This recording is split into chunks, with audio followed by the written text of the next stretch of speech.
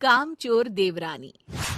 एक बार की बात है, सुषमा अपने पूरे परिवार के साथ खुशी खुशी मोहन नगर में रहती थी। उसकी 2 बहुएं थी, पल्लवी और शिवानी। एक दिन दोनों बहुएं रसोई में काम कर रही होती है कि तभी उनकी सास सुषमा उन्हें बुलाती है। अरे बहू, जरा इधर तो आना। शिवानी, जरा जाकर देखना सासू माँ क्या कह रही हैं। दीदी आप ही देख लो ना जाकर, आपको भी तो सुनाई दे रहा है। अरे मैं आटा गूंद रही हूँ ना, तुम चली जाओ। हाँ तो मैं भी तो सब्जी काट रही हूँ ना दीदी। अरे बहू, जल्दी आओ। ओफो, ये तो जाएगी नहीं।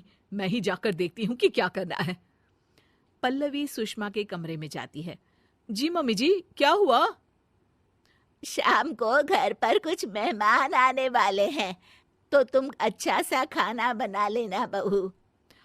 ठीक है मम्मी जी, आप बता दीजिए क्या क्या बनाना है और कितने लोग आ रहे हैं।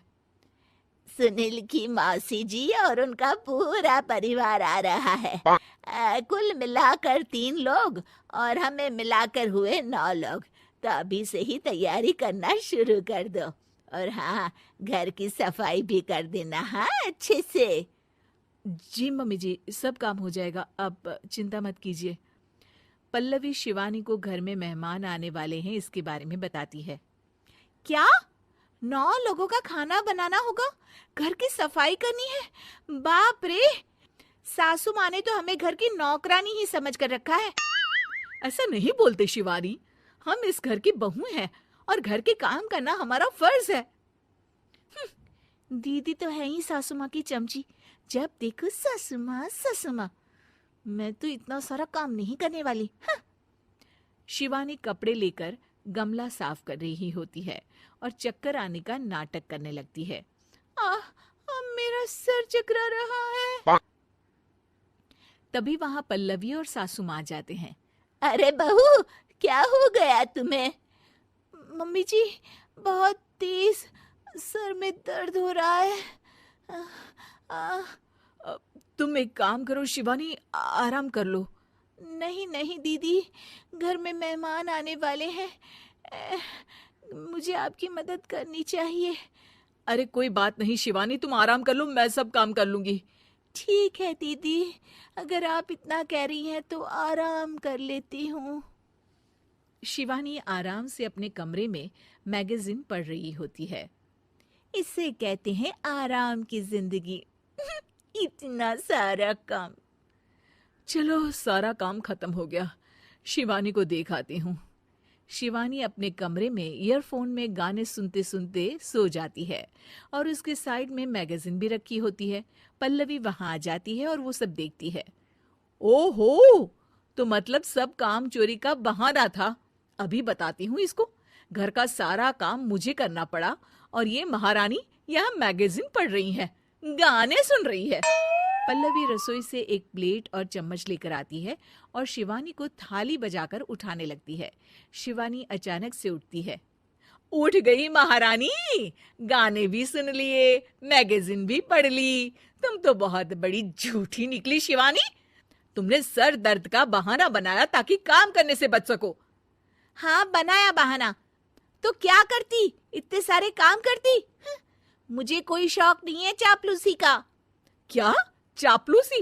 तुम्हें लगता है कि मैं सारे काम चापलूसी के लिए कर रही हूँ? और नहीं तो क्या। तभी वहां सासू माँ आ जाती हैं। अरे बहू, वो लोग बस आने ही वाले हैं, तुम तैयारियां कर लो। जी सासू माँ, तुझे तो मैं बाद में देखती हूँ। सब खाना खाने बैठते हैं और खाना शुरू करते हैं। तभी सुनील की मौसी बोलती है। वाह भाई वाह, खाना तो बहुत ही अच्छा बना है सुषमा जी, एक एक चीज में क्या स्वाद है। ये सुनकर शिवानी मुंह बना लेती है। उसे अपनी जेठानी की इतनी तारीफ रास नहीं आती। आपकी बहुएं तो बहुत ही अच्छा खाना बनाती हैं। हाँ, बनाती तो दोनों ही अच्छा है, पर आज ना ये सारा खाना बड़ी बहू ने बनाया है। छोटी बहू की तबीयत ठीक नहीं थी, सो इसलिए। मानना पड़ेगा सुषमा जी, आपकी बड़ी बहू तो बहुत ही गुणवान है। पल्लवी की तारीफ सुनकर शिवानी को जलन होती है।